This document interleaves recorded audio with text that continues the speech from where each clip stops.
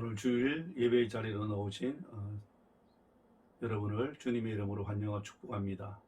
우리 다 함께 마음을 모아서 하나님 앞에 예배 드리도록 하겠습니다. 묵상기도 드립니다.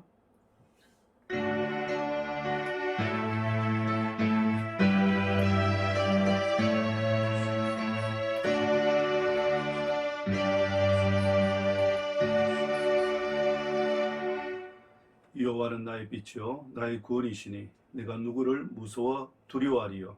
여호와는 내 생명의 능력이시니 내가 누구를 무서워하리요. 악인들이 내 살을 먹으려고 내게로 왔으나 나의 대적들 나의 원수들인 그들은 실족하여 넘어졌도다. 군대가 나를 대적하여 진칠지라도 내 마음이 두렵지 아니하며 전쟁이 일어나 나를 치려 할지라도 나는 여전히 태연하리로다. 내가 여호와께 바라는 한 가지 일 그것을 구하리니 곧 내가 내 평생에 여호와의 집에 살면서 여호와의 아름다움을 바라보며 그의 성전에서 사모하는 그것이라. 여호와께서 환난 날에 나를 그의 초막 속에 비밀히 지키시고 그의 장막 은밀한 곳에 나를 숨기시며 높은 바위 위에 두시리로다. 아멘. 여호와는 나의 빛이요 나의 권이시요 나의 생명의 능력이신 하나님 아버지, 지난 한 주간도 수순하고 또 혼란스러운 세상 가운데 주의 백성들을 하나님 은혜 가운데 지켜 보호해 주시고 오늘도 거룩하고 복된 날 하나님 앞에 나와 예배로 영광 돌리게 하시니 감사드립니다. 이 시간도 사랑하는 성도들이 여호와의 아름다움을 바라보며 사모하는 마음으로 즐거운 예배를 드리기를 소원합니다. 우리 한 사람 한 사람을 지켜보고 계시고 하나님 앞에 온 마음과 믿음으로 드려지는 예배가 될 수 있도록 인도하여 주옵소서. 비록 교회에서 함께 예배드리지 못하고 각 가정에서 예배드리지만 우리가 드리는 예배의 자리가 하나님을 만나는 자리가 될 수 있도록 인도하여 주옵소서. 이전에 경험하지 못한 하나님의 놀라운 은혜를 새롭게 경험하는 예배가 될 수 있도록 인도하여 주옵소서. 하나님 아버지, 코로나19로 인해서 여러 가지 힘든 시간들을 보내고 있습니다. 인생의 무거운 짐과 지친 몸과 마음을 가지고 있고 또 염려와 근심의 마음들이 있습니다. 오늘도 선포되는 하나님의 말씀을 통하여 하나님의 음성을 듣게 하여 주시고 우리의 영혼이 새롭게 하시며 힘과 용기와 소망을 낳는 이 복된 예배가 될 수 있도록 인도하여 주옵소서. 예배의 첫 시간입니다. 마친 시간까지 우리 하나님께서 함께 하시고 영광을 받아 주옵소서. 감사드리며 예수님 이름으로 기도드리옵나이다. 아멘. 우리 찬송가 29장입니다. 성도여 다 함께.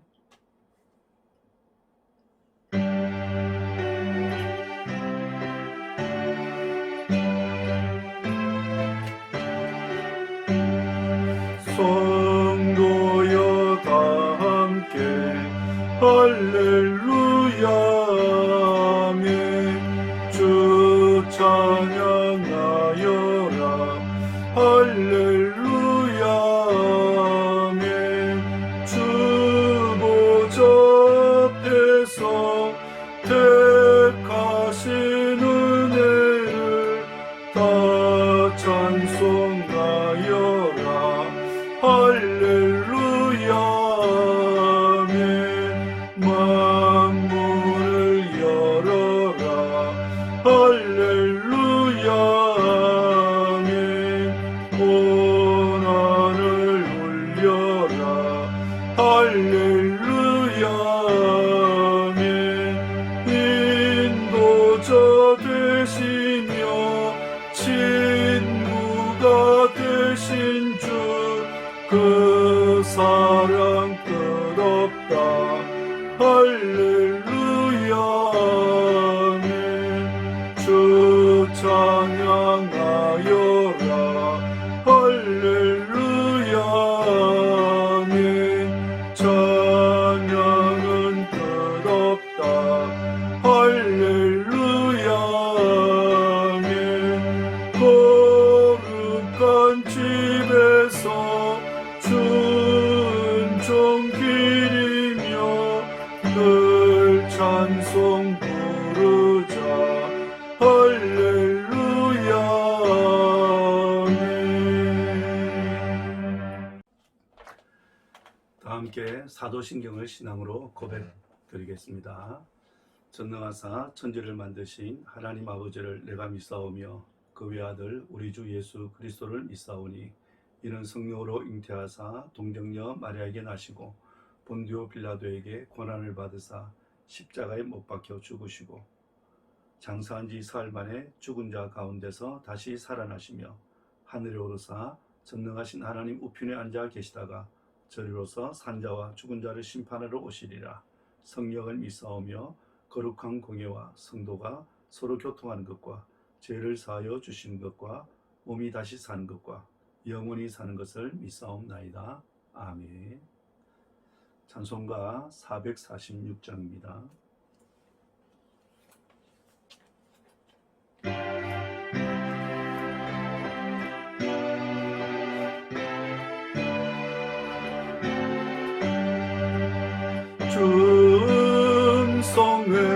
성회는 더 기쁨 없도다. 날 사랑하신 주 늘 계시옵소서. 기쁘고 기쁘도다. 항상 기쁘도다. 나 주께 왔사오니 복 주옵소서. 나 주께 왔으니 복 주시옵소서. 주 함께 계시면 큰 시험이 이기네. 기쁘고 기쁘도다. 항상 기쁘도다. 나 주께 왔사오니 복 주옵소서. 주 떠나가시면 내 생명 헛되네. 기쁘나 슬플 때 늘 계시옵소서. 기쁘고 기쁘도다. 항상 기쁘도다. 나 주께 왔사오니 복 주옵소서. 그 귀한 언약을 이루어 주시고 주 명령 따를 때 늘 계시옵소서. 기쁘고 기쁘도다. 항상 기쁘도다. 나 주께 왔사오니 복 주옵소서.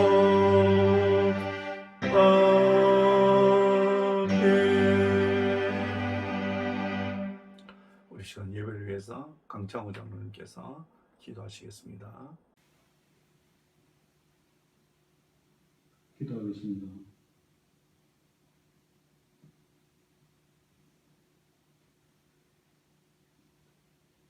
말씀으로 세상을 창조하시고 우리의 생사하복을 주장하시는 아버지 하나님, 주님의 은혜를 감사합니다. 영원히 멸망할 수밖에 없는 우리를 하나님 나라 백성으로 삼아주시고 우리가 세상에 살고 있지만 하나님의 나라 백성으로 살아가게 하심을 감사합니다. 이 땅의 코로나19로 인하여 우리가 많은 것을 생각하며 기도하게 하시고 또 각 지교회들이 대면 예배를 드리지 못하고 유튜브를 통해 각 가정에서 모든 성도들이 통신을 통해 접속하여 하나님 앞에 예배합니다. 전능하시고 자비하신 아버지 하나님, 우리의 예배를 받아주옵소서. 아버지 하나님, 이 시간 예배를 통해 은혜를 내려 주옵소서. 어려움을 통해서 하나님을 의뢰하는 방법을 배우게 하시고 오늘도 간구하는 모든 성도들의 기도를 들어주옵소서. 이 시간도 사랑하시는 종 목사님을 통해 주님의 뜻을 알게 하여 주옵소서. 주님의 말씀이 우리에게 귀한 능력이 되게 하셔서 우리의 영혼이 치유되는 은총이 있게 하여 주옵소서. 몸된 교회에 속한 모든 성도를 축복하여 주옵소서. 가정과 일터를 주님 지켜주시고 어떤 어려움이 있을지라도 주님을 의뢰함으로 승리하게 하여 주옵소서. 한국교회 하나님의 은총이 함께하여 주옵소서. 세상 사람들에게 흠모의 대상이 되게 하시고 모든 교회들이 빛과 소금의 역할을 감당하기에 부족함이 없게 하여 주옵소서. 뜻하지 아니하는 자들의 은혜로 말미암아 하나님의 영광이 가리지 않게 하여 주옵소서. 몸된 교회가 합력하는 선교사님들에게 함께하여 주옵소서. 여러 가지 어려움 가운데 하나님 함께하셔서 주님의 도우심으로 새로운 힘 주시고 무엇보다도 믿음의 열매를 통해서 복된 사역이 되게 하여 주옵소서. 필요를 따라 모든 것을 공급해 주시고 가족들의 건강과 신변의 안전을 주님 허락하여 주옵소서. 사랑하시는 아버지 하나님, 이 땅의 재앙을 물리쳐 주옵소서. 코로나19 치료약을 허락해 주셔서 모두가 자유롭게 만나며 함께 예배하며 교제하는 복된 환경을 허락하여 주옵소서. 우리가 생각하지 못한 환경 속에서 내가 주님 앞에 어떠한 존재인지 또한 믿음 가운데 있는지 믿음 밖에 있는지 저희들이 생각해보는 계기가 되게 하여 주옵소서. 아버지 하나님 감사합니다. 오늘도 목사님을 통해 귀한 말씀을 듣게 하심을 감사합니다. 우리의 마음을 겸손하게 하셔서 주님의 음성에 저희들이 아멘으로 순종하는 복된 삶이 되게 하여 주옵소서. 목사님과 가족들에게 하나님의 은총이 함께하여 주옵소서. 특별히 모든 가족에게 건강을 허락하여 주옵소서. 이 시간 각 가정에서 함께 저희들이 주님을 찬양합니다. 주님 홀로 영광 받아 주옵소서. 감사하며 예수님의 이름으로 기도합니다. 아멘. 오늘 본문은 사무엘상 25장 23절에서 33절까지 말씀입니다.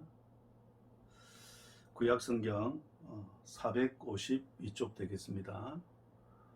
사무엘상 25장 23절에서 33절까지 말씀입니다. 제가 말씀을 먼저 봉독해 드리도록 하겠습니다.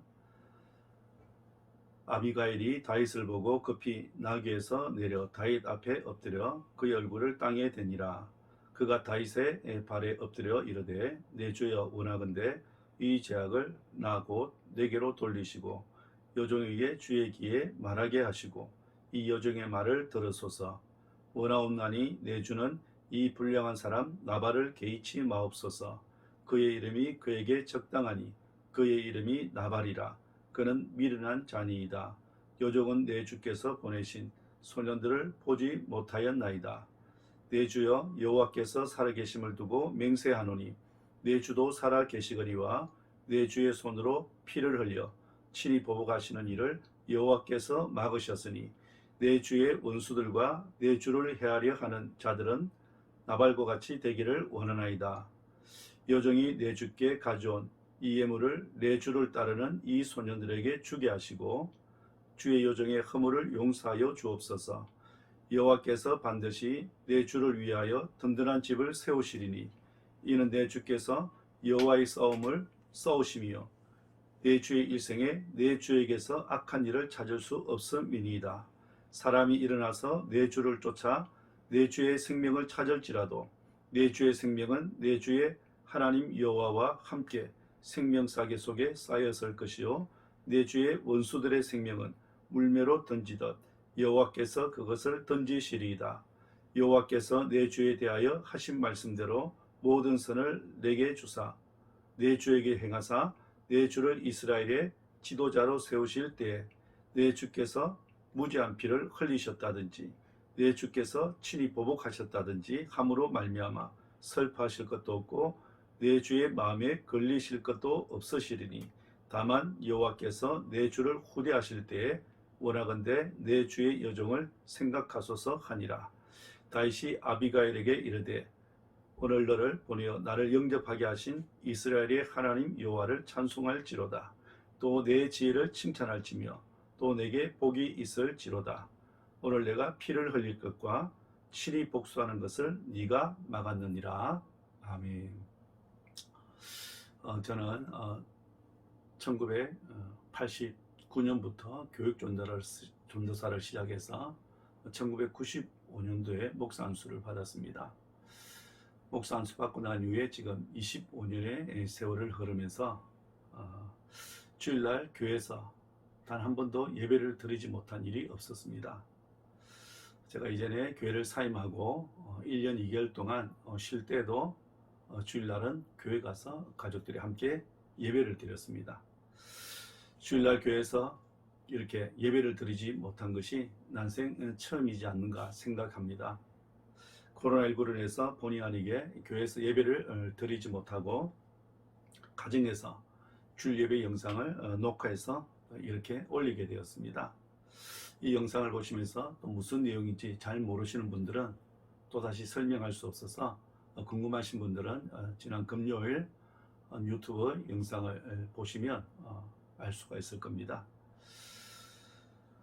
이번 일로 우리 성도들에게 심려를 끼쳐드려서 죄송하다는 말씀과 함께 우리 교회와 또 우리 성도들이 어림없이 이 어려운 위기를 잘 지혜롭게 극복할 수 있었으면 좋겠다는 그런 마음이 간절합니다. 기도를 또 하나 부탁드릴 것은 우리 신 목사님의 장인 어른과 우리 장모님 연세가 많으셔서 이렇게 병원에서 치료를 받고 계시고 또 신 목사님과 가족들이 전체 남산의 자가격리진료소에서 격리치료를 받고 있습니다. 사모님과 첫 번째 아들 희수는 확진이 되지 않았지만 둘째 아들 희승이가 확진이 되어서 할 수 없이 사모님이 첫째와 둘째 아들을 데리고 지금 한 공간에서 지내고 있는데 어제 통화에서 사모님 많이 힘들어 하신다는 소식을 들었습니다. 근데 어제 저녁에 외숙모가 제게 전화를 했습니다.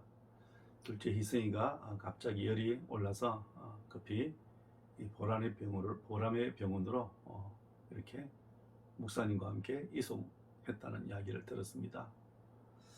희승이가 빨리 회복할 수 있도록 여러분 기도해 주시고 또 신 목사님 가정이 이 어려운 위기를 잘 극복할 수 있도록 특별히 기도를 부탁을 드립니다. 오늘 말씀을 가지고 분노를 잠재우는 사람이라는 제목으로 말씀을 드리도록 하겠습니다. 여러분 걸리버 여행기 풍자 소설을 기억하고 계실 겁니다. 어릴 때 한두 번 다 읽어보셨을 거예요. 아일랜드 출신의 작가 조나단 스위프트가 썼던 작품입니다. 이 스위프트는 아일랜드가 영국의 식민지 지배를 받던 시절에 태어났습니다. 이 스위프트의 글은 유머와 풍자 그리고 당시 시대를 신랄하게 비판하는 글들을 많이 썼습니다. 그 가운데 하나가 1724년도에 쓴 트래피어의 편지라는 책이 있습니다. 이 책은 영국의 열악한 통화 정책에 의한 아일랜드의 착취를 비판한 내용의 글입니다.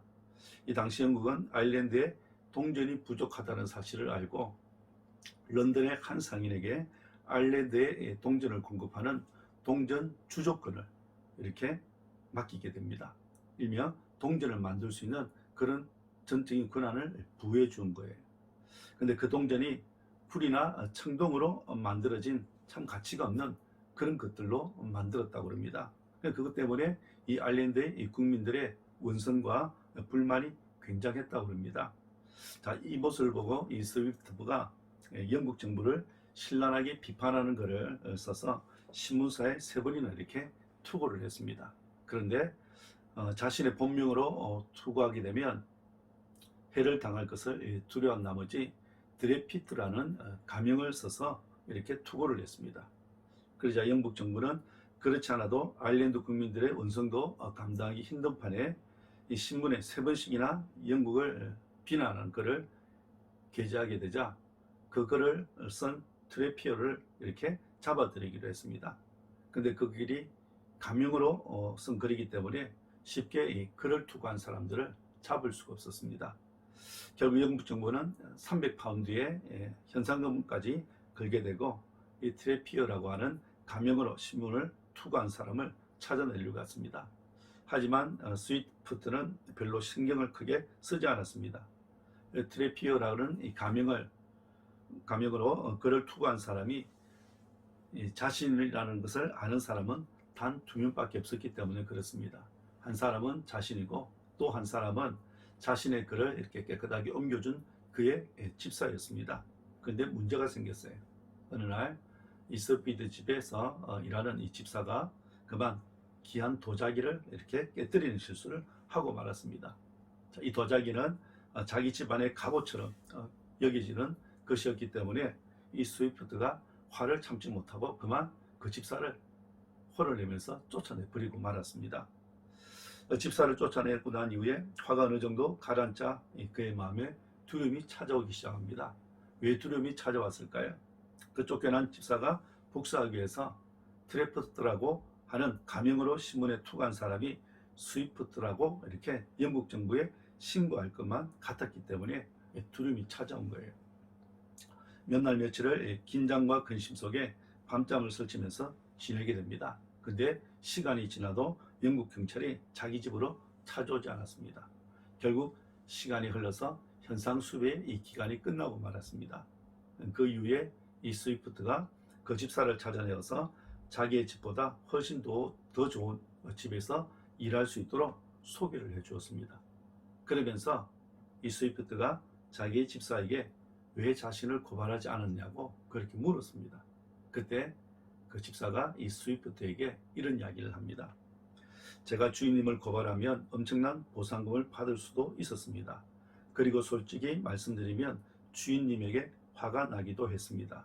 하지만 한순간의 제 감정 때문에 주인님을 신고한다면 주인님은 더 이상 작품을 쓸 수 없게 되고 그렇게 되면 먼 훗날 주인님의 위대한 작품은 탄생하지 못할 것이라는 생각이 들었습니다. 저는 단지 그것이 안타까웠을 뿐입니다. 라고 그렇게 대답을 했습니다. 이런 일이 있고 난 이후에 이 스위프트는 이 글리버 여행기라는 작품과 또 여러 작품들, 영미문학사에 길이 남을 작품들을 많이 쓸 수 있게 되었다고 합니다.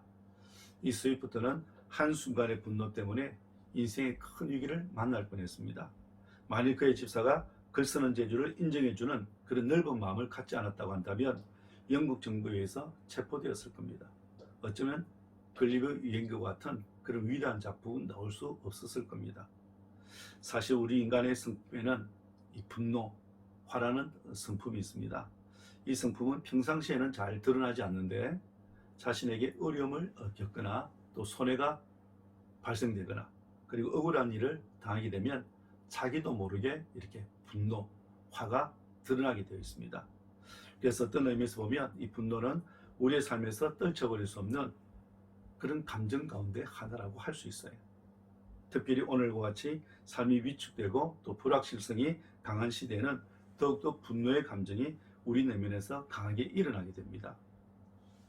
오늘 우리 시대를 집단 분노의 시대라 그렇게 말하고 있습니다. 인간의 보편적인 감정 가운데 하나인 이 분노가 현대사에서 다양한 미디어와 또 SNS를 통해서 집합적으로 생산되고 동원되고 있기 때문에 그렇습니다. 이전까지의 이 분노는 개인적인 차원에서의 분노였다고 한다면 이제는 집단의 문제로 확대되고 있다는 거예요. 더군다나 요즘은 언제 그칠지 모르는 이 코로나19로 인한 일상의 삶이 제한받고 있는 그런 상황에서 또 기록적인 질환 장마로 인해서 사람들의 마음속에 분노가 쌓이면서 그 분노가 이제는 대상을 가리지 않고 폭발하는 경우가 이렇게 많아졌습니다. 그래서 예전에 비해서 분노하는 사람들이 굉장히 많아졌습니다. 사회적인 거리두기 2.5단계가 이렇게 계속되면서 생존과 생계의 위협을 받고 있는 자영업자들의 분노가 한계점에 이렇게 도달하고 있습니다. 또 의사 파업을 보면서 의사들은 정부에 분노하고 있고, 또 코로나19가 이렇게 확산되는 가운데 의사들이 파업한다면 국민들이 또 의사들에 대해서 분노하고 있습니다. 보수 진영에 있는 사람들은 계속해서 정부에 분노를 쏟아내고 있습니다. 그리고 코로나19가 교회 중심으로 이렇게 확산되고 있는 가운데 국민들이 교회에 대한 분노를 표출하고 있는 걸 보게 됩니다. 우리가 살고 있는 이 세상이 온통 분노가 가득한 세상이라고 해도 과언이 아닙니다. 그런데 여러분, 왜 이런 일이 일어나게 될까요? 일반적으로 분노는 자기 욕구에 실현이 저지당하거나 또 어떤 일을 강요했을 때 이를 저항하기 위해서 생겨나는 부정적인 정서라고 할 수가 있습니다. 또 쉽게 이야기하면 내가 뭔가를 하고 싶은데 하지 못하도록 저지를 당할 때, 그리고 내가 하기 싫은 일을 하도록 강요를 당할 때 내 마음속에 일어나는 화가 바로 분노라는 거예요. 평론가인 정주우 씨가 쓴 분노사회라는 책에서 이런 이야기를 했습니다. 자신에게 나름대로의 논리와 관념의 흐름이 있는데 다른 사람이 이것을 부정하거나 도발하는 발언이나 행동을 할 때 우리 속에서 분노의 감정이 작동하기 시작한다. 그렇게 말하고 있습니다. 각자 사람들마다 자기 철학이 있고 사상이 있다는 거예요. 근데 자기 사상이나 이 철학, 자기 주장들이 이렇게 부정되고 이렇게 저지가 당하면 사람들이 분노를 하게 된다는 거죠. 자신이 생각할 때 불합리하다고 여겨지는 상황, 또는 자기 자신이 부정되고 거분당한다고 생각하는 그런 상황에서 일어나는 감정이 바로 분노라는 겁니다. 그러기에 불합리한 세상을 살아가는 우리에게 마음의 분노가 일어나는 것은 어쩌면 당연한 일이라고 할 수 있습니다. 그런데 문제는 동일한 상황을 겪는다 할지라도 어떤 사람에게는 분노가 일어나고 어떤 사람에게는 그런 상황 가운데서도 평안을 누리고 있다는 겁니다. 그렇다면 불합리하다고 생각되는 상황이 문제가 아니고 그 상황을 대하는 우리의 태도에 더 문제가 있다고 할 수가 있습니다. 요즘 코로나19 상황을 겪으면서 우리의 일상생활이 많이 변했습니다. 지난 시간에도 말씀드린 것처럼 코로나19로 인해서 가족들이 집안에 머무는 시간들이 이렇게 많아졌습니다. 코로나19가 재확산되면서 모임이 줄어들고 또 여행을 꺼리면서 다른 사람들과 비대면, 은택대의 이 상황이 많아지는 반면에 재택 근무와 온라인 수업 등으로 인해서 가족들끼리 보내는 시간들이 이렇게 많이 있게 되었습니다. 자, 이런 상황이 우리에게는 익숙하지 않는 상황이기 때문에 또 여러 가지 불편을 초래할 수밖에 없습니다. 좁은 공간에서 오랫동안 얼굴을 맞대며 살아야 되는 가족들도 마음이 불편하고 짜증나기는 마찬가지일 겁니다. 근데 반면에 어떤 사람들은 집안에 머무는 시간들이 많아지면서 가족들끼리 서로 더 깊이 알아가게 되고 이전에 갖지 못했던 유익한 시간들, 행복한 시간들을 가지고 있다는 겁니다. 가족들과 얼굴을 대하는 시간이 많아지면서 어떤 사람들은 서로 불편을 느끼고 마음에 분노가 쌓여가는 반면에 또 어떤 사람들은 오히려 그런 상황을 서로 이해하고 더 깊이 알아가는 행복한 시간들이 되고 있다는 거죠. 혹시 여러분은 어느 쪽에 속하는지 모르겠습니다. 한번 점검해 보시면 좋겠어요. 사랑하는 여러분, 문제는 우리 앞에 놓인 상황이 아닙니다. 그 상황을 대하는 우리의 태도에 달려있다고 할 수 있습니다. 우리가 그 상황을 긍정적으로 이렇게 풀어가게 되면 같은 상황이라 할지라도 행복과 삶의 여유를 가질 수 있는 반면에 또 그 상황을 부정적으로 대하게 되면 그 상황이 우리에게 불쾌감을 주고 또 우리 내면에 분노를 만들어내기도 합니다. 자, 오늘 본문에 보시면 나발의 아내 아비가일의 지혜로운 처신으로 해서 피해 보복을 막는 내용이 오늘 우리가 읽은 말씀입니다. 오늘 본문을 이해하기 위해서 좀 배경 설명을 좀 말씀을 드리려고 합니다. 다윗이 사울 왕을 피해서 지금 도피 중에 있습니다.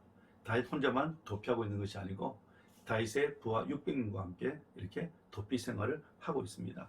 600명의 부하들과 함께 도피 생활을 하다 보니까 상당한 군량비가 필요합니다.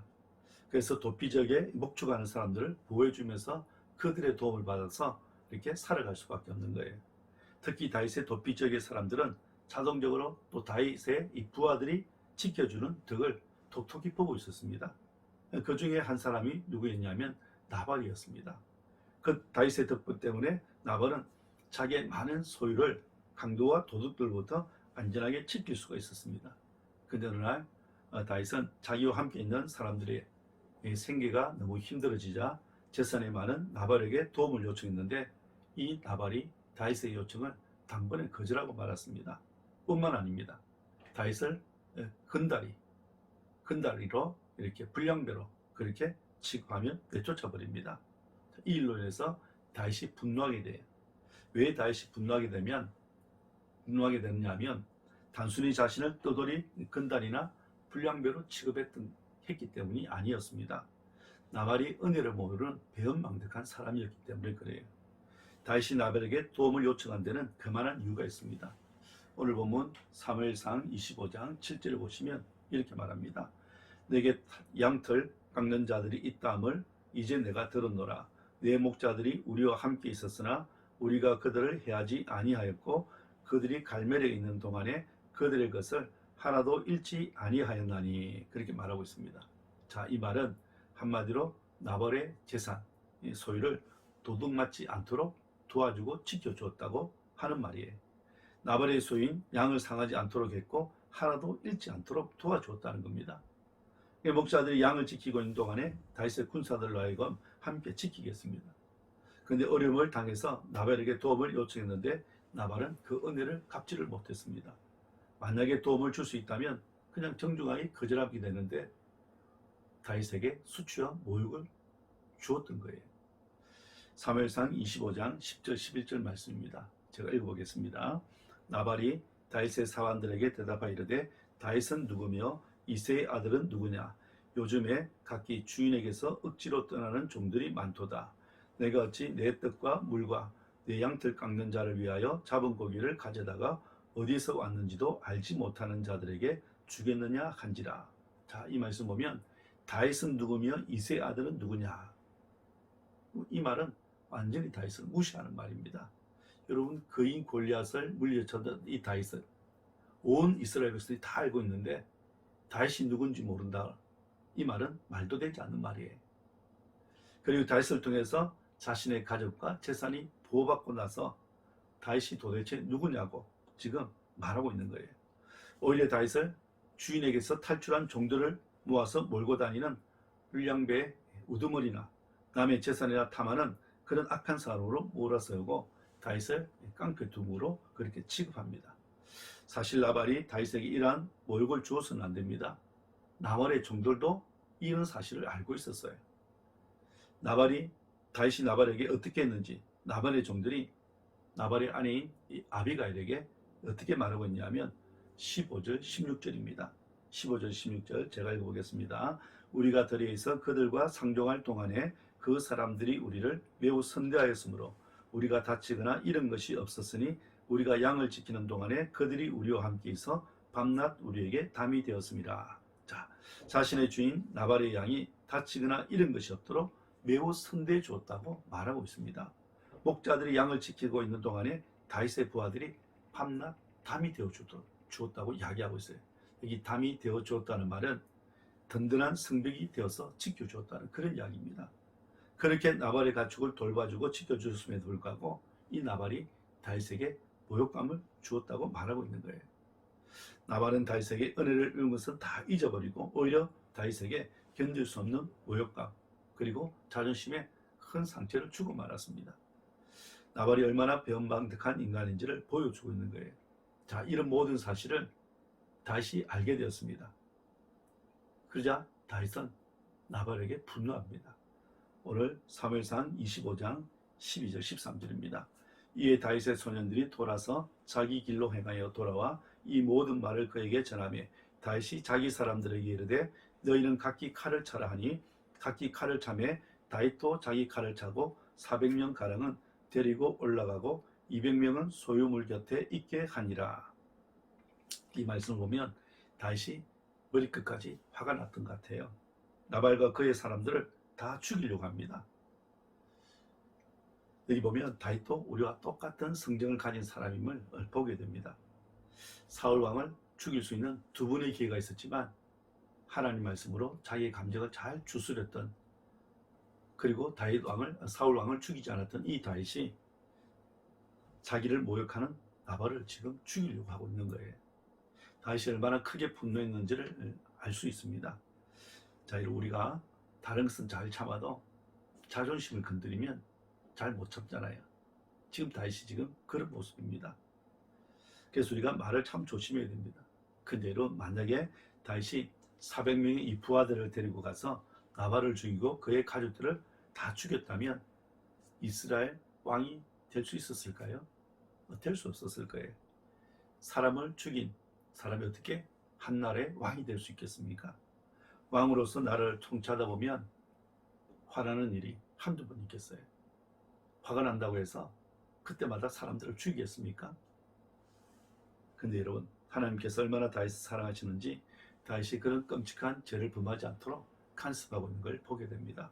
자, 오늘 본문에 보면 나발의 아내 아비가일을 통해서 하나님께서 다윗의 이 분노와 죄를 막으시는 것을 보게 됩니다. 이 나발의 아내 아비가일의 지혜로운 말로 인해서 무너진 다윗의 자존심을 세워주는 걸 보게 됩니다.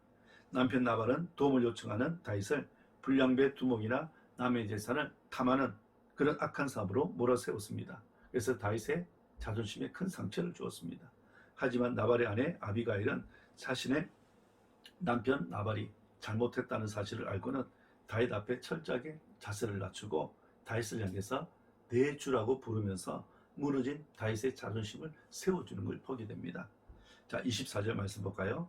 그가 다윗의 발에 엎드려 이르되 내 주여 원하건대 이 죄악을 나고 내게로 돌리시고, 그렇게 말합니다. 자기 남편 나발의 미련한 행동에 마음을 두지 말고 남편의 죄를 자기에게 돌려달라고 그렇게 말하고 있습니다. 그리고 계속해서 이 아비가일은 다윗을 향해서 내 주라는 표현을 사용하게 됩니다. 25절 말씀 볼까요? 원하옵나니 내 주는 이 불량한 사람 나발을 개의치 마옵소서. 여종은 내 주께서 보내신 소년들을 보지 못하리이다, 그렇게 말합니다. 계속 보면 내 주라는 표현을 하고 있습니다. 그리고 26절에는요 내 주라는 표현을 무려 5번이나 사용합니다. 그리고 27절, 28절, 29절, 30절, 31절 계속해서 보시면 다윗을 향해서 내 주라는 표현을 하고 있습니다. 아비가일은 다윗이 하나님의 섭리에 의해서 이스라엘의 왕이 될 것을 알고 있고 또 그에 합당한 호칭을 하고 있는 거예요. 장차 이스라엘의 왕이 될 사람이 어리석은 나발과 감정 싸움을 하는 것은 다윗답지 않다는 것을 말하고 있습니다. 그러면서 다윗의 존재 가치를 다시 생각할 수 있도록 도와줍니다. 아비가일은 다윗이 지도자로서 책임 있는 행동을 할 수 있도록 도와주고 있는 걸 보게 됩니다. 다윗은 나발의 처신에 순간적으로 이성을 잃고 흥분하고 당장이라도 나발을 죽이려고 했습니다. 하지만 아비가일은 원수 갚는 것은 하나님께 있다는 사실을 상기시켜주고 있습니다. 26절 말씀 볼까요?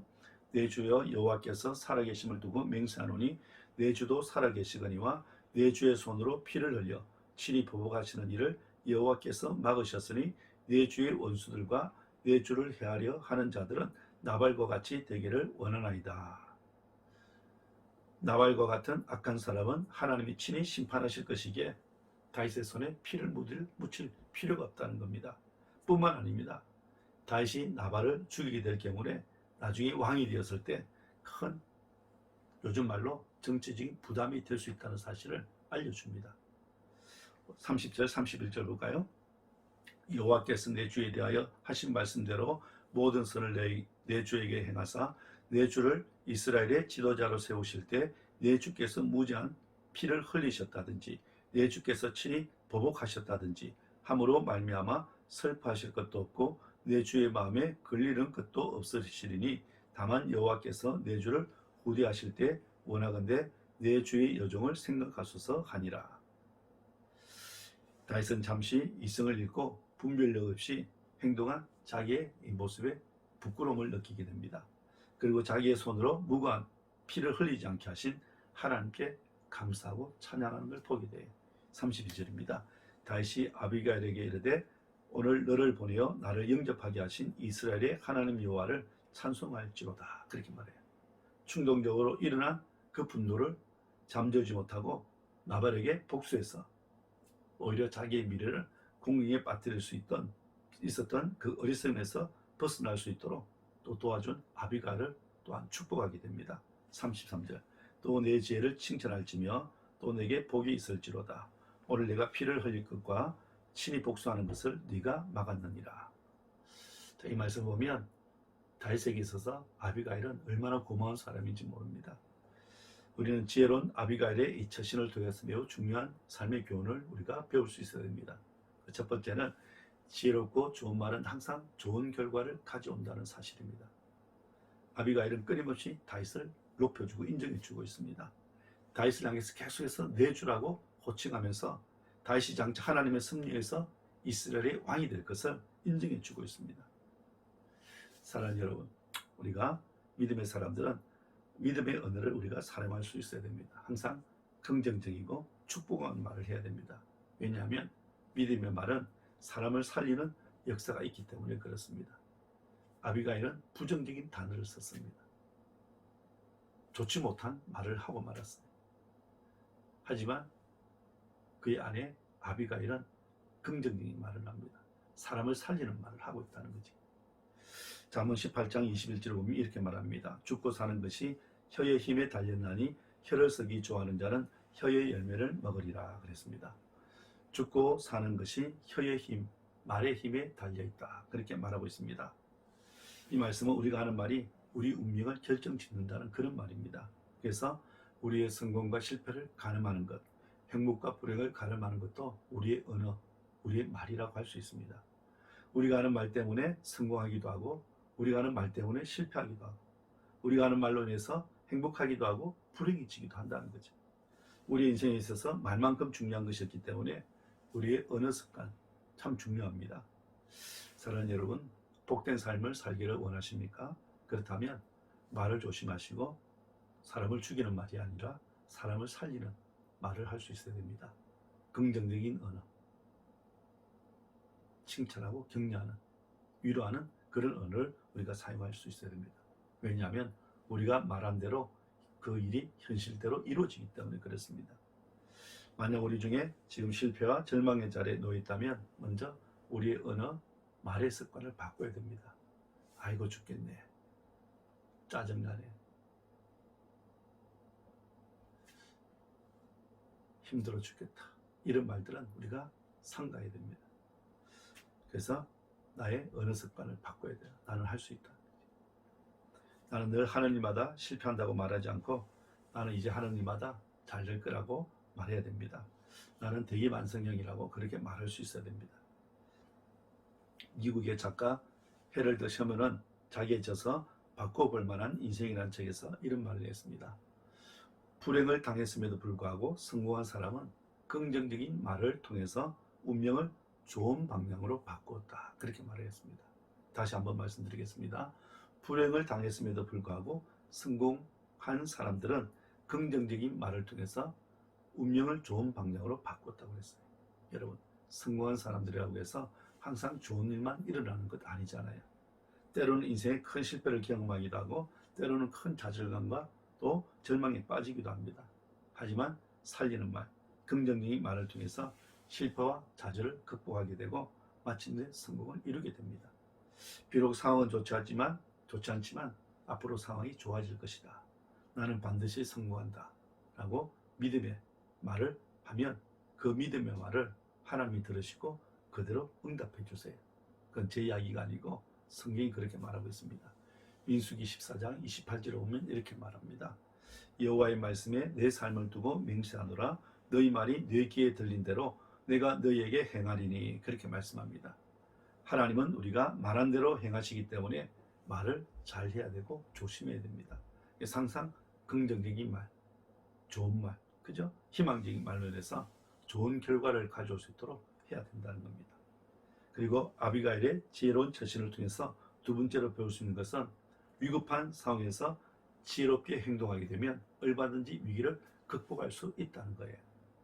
아비가일은 다윗이 나발의 집을 썰어버리려고 400명의 부하를 이끌고 오고 있다는 사실을 남편 나발의 종들로부터 듣게 됩니다. 사무엘상 25장 17절입니다. 그런즉 이제 당신은 어떻게 할지를 알아 생각할지니 이는 다윗이 우리 주인과 주인의 온 집을 해하기로 결정하였음이니이다. 주인은 불량한 사람이라 더불어 말할 수 없나이다 하는지라.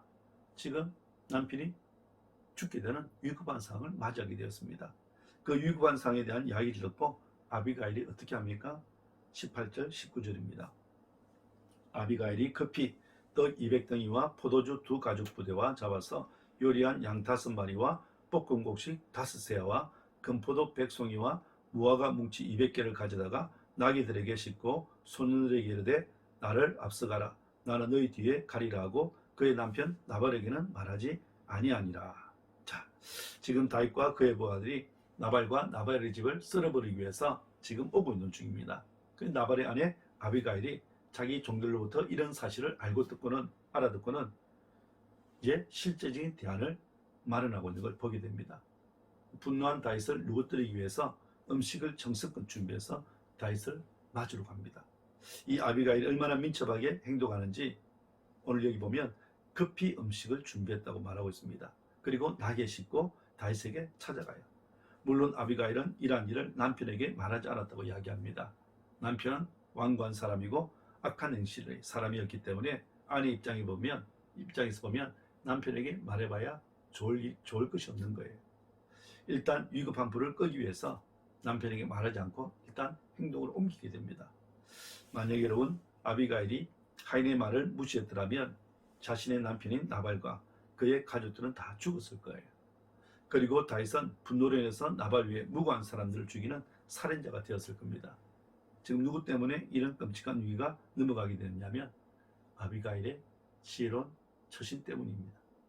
아비가일의 지혜로운 말과 행동으로 인해서 다윗의 분노와 그리고 끔찍한 죄를 막아주는 역할을 하게 됩니다. 앞에서도 말씀드린 것처럼 만약에 이 다윗이 자기의 분노의 감정을 억누르지 못하고 그냥 나발을 죽였다면 이스라엘의 왕이 되는데 큰 오점을 남기고 걸림돌이 될 뻔했습니다. 사람을 죽인 살인자가 어떻게 이스라엘 왕이 될 수 있겠냐는 거예요. 그러기에 다윗도 이 사실을 알고는 그 아비가일의 그 말과 행동에 대해서 인정하고 칭찬하고 있는 걸 보게 됩니다. 그래서 지혜로운 말과 행동은 참 중요한 것 같습니다. 이런 이야기가 있습니다. 아주 오랜 옛날에 박만덕이라고 하는 백정이 있었다고 합니다. 어느 날 두 양반이 이 사람에게 고기를 사러 갔습니다. 그 중에 한 양반은 평소 습관대로 야 만덕아 고기 한 근 다오 그렇게 이야기했습니다. 예 알겠습니다 하고 고기 한 근을 주었습니다. 그리고 그 다음에 있는 양반이 부드러운 음성으로 이렇게 이야기했습니다. 박스방 고기 한 근 주게 그렇게 이야기했어요. 만덕이는 예 라고 대답하고 그 사람에게도 똑같이 고기 한 근을 주었습니다. 근데 고기 한 근을 딱 받고 보니까 언뜻 봐도 두 사람의 고기 양이 차이가 나는 거예요. 먼저 산 양반의 것보다 뒤에 산 양반의 것에 고기가 훨씬 많았습니다. 똑같은 한 근이라고 이야기했는데 그 양반의 그 양의 차이가 나게 되자 앞서 고기를 샀던 양반이 화가 나서 따졌습니다. 이놈아 같은 한 근인데 이 양반의 것은 많고 왜 내 것은 이렇게 양이 작으냐 그렇게 따졌어요. 그러자 만덕이는 당연하다는 듯이 이렇게 말했습니다. 손님 것은 만덕이가 이렇게 자른 것이고 저 어르신 것은 박서방이 자른 것이라서 그렇습니다 라고 대답을 했다고 합니다. 여러분 내가 어떻게 말하느냐에 따라서 내게 돌아오는 것도 달라진다는 그런 이야기예요. 내가 공손하게 그리고 배려하는 마음으로 한 말은 듣는 사람의 마음도 따뜻하게 하거니와 내게도 유익으로 돌아온다는 거죠.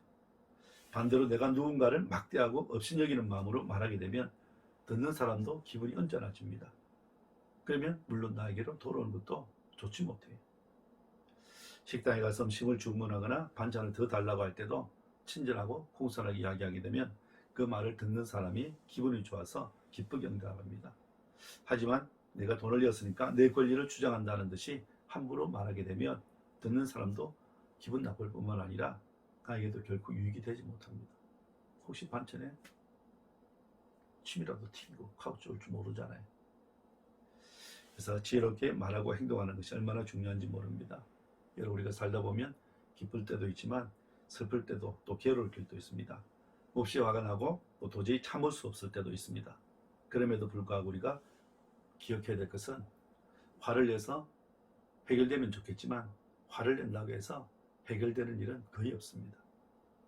우리가 살다 보면 얼마든지 위기 상황을 찾아올 수 있습니다. 그럴 때 우리가 어떤 자세와 태도를 가진자에 따라서 그 결과가 달라질 수 있다는 걸 여러분 기억하시면 좋겠습니다. 코로나19 사태가 언제 끝날지 모르는 가운데 사회적 거리두기가 2.5단계 한 주 더 연장이 되어졌습니다. 경제적으로 여유가 있는 분들은 견딜 수 있겠지만 하루하루 먹고 살아야 되는 분들은 정말 죽을 맛일 겁니다. 여기저기서 분노가 폭발하고 있습니다. 이런 위기 때 우리 그리스도인 예수 믿는 우리 성도들이 지혜롭게 말을 하고 행동해야 될 줄 믿습니다. 최근 우리 기독교가 코로나19로 인해서 지혜롭게 처신하지 못해서 온갖 비난과 이렇게 모욕을 받고 있습니다. 기독교를 혐오의 대상으로 여기고 있고 또 코로나19 확산의 주범으로 이렇게 여기고 있습니다. 물론 정부나 언론에서 부추기는 면도 없지 않나 생각합니다. 그런 면에서 보면 억울한 점도 있다고 생각돼요. 하지만 이런 국가적인 재난 앞에서는 우리 한국교회가 더 이상 피해를 줘서는 안 됩니다. 힘과 도움이 될 수 있도록 빨리 이 문제를 해결할 수 있도록 협력해야 됩니다. 예수 믿는 성도들이 나발처럼 다른 사람에게 분노의 대상이 되지 않도록 살아가야 될 줄 믿습니다. 나발은 지혜롭지 못한 자신으로 가정에 화를 불러들일 뻔했습니다. 완고하고 악한 행실 때문에 다른 사람에게 분노를 끼치고 말았습니다. 오늘 나 때문에 다른 사람들에게 피해를 끼쳐서는 안 됩니다. 난 사람의 말과 행동을 위해서 가정과 교회 누가 되어서도 안 됩니다. 아비가일의 지혜로운 처신으로 위기를 면하게 되었던 것처럼 우리의 지혜로운 처신으로 분노를 잠재우고 가라앉힐 수 있는 그런 역할을 하는 우리 그리스도인들이 되었으면 좋겠습니다. 오늘 가정과 교회와 나라에 이 아비가일 같은 사람이 필요합니다. 나발 한 사람 때문에 분노를 익히는 사람이 되지 않고 아비가일 한 사람 때문에 분노를 잠재울 수 있는 그런 사람으로 살아가시면 좋겠습니다. 분노를 잠재우는 것은 그 사람의 생명을 구하는 것이고 인격을 구하는 것이고 그 영혼을 구해내는 것이라 할 수 있습니다. 사랑하는 여러분, 죄송하게도 교회에서 정상적으로 실시간 예배를 드릴 수 있어야 되는데 그렇게 하지 못해서 담임 목사로서 마음이 너무 무겁고 또 우리 성도들에게 죄송한 마음뿐입니다. 지금 주어진 환경 속에서 나름대로 설교 준비해서 모든 예배를 녹화 영상으로 올릴 수밖에 없는 그런 형편을 여러분들이 널리 이해해 주시면 감사하겠습니다. 혹시라도 교회 이웃들에게 안 좋은 소문이 나지 않을까 사실 염려가 많이 됩니다. 아마 가까운 교회 주변의 이웃들은 우리 교회가 비대면으로 실시간 온라인 예배로 드리는 것 알고 계시라 그렇게 믿습니다.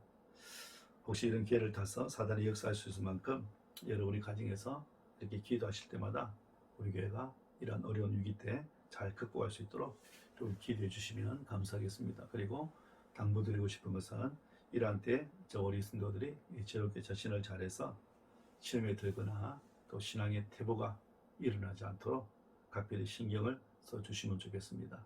그 어려울 때 함께 위기를 잘 극복해 나가는 믿음의 동력자들이 되어주시기를 다시 한번 부탁의 말씀을 드리겠습니다.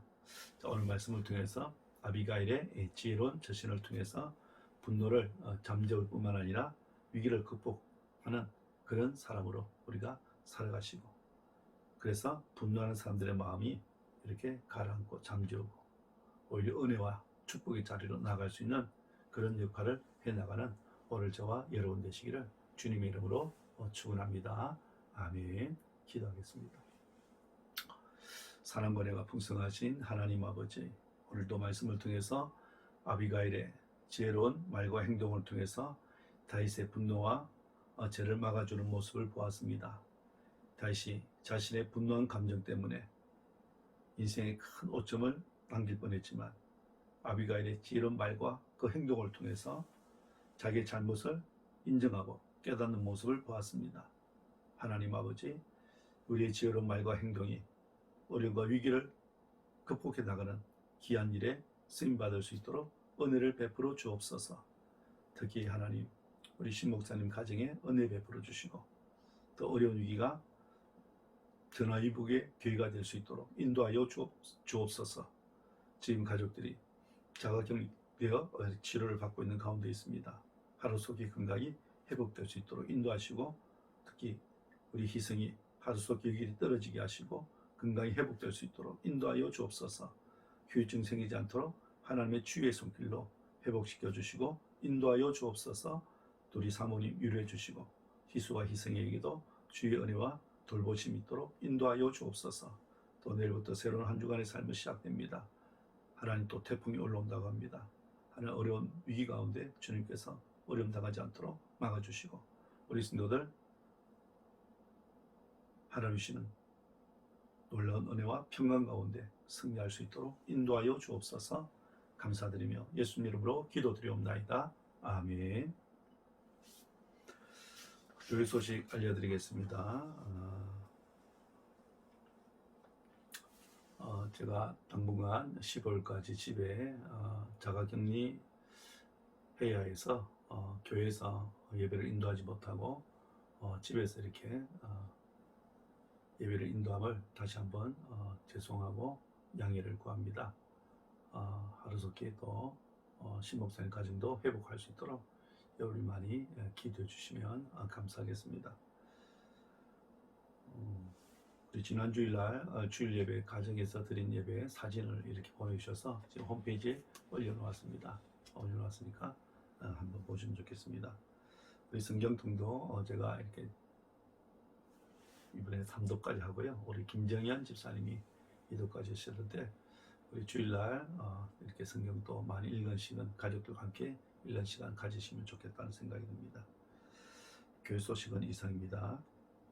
찬송가 620장 1절 우리 함께 찬양 드리도록 하겠습니다.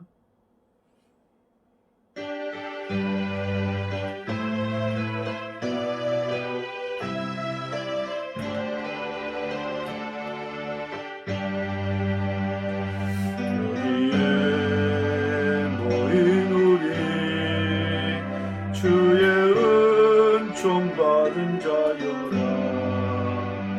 주께서 이 자리에 함께 계심을 아노라.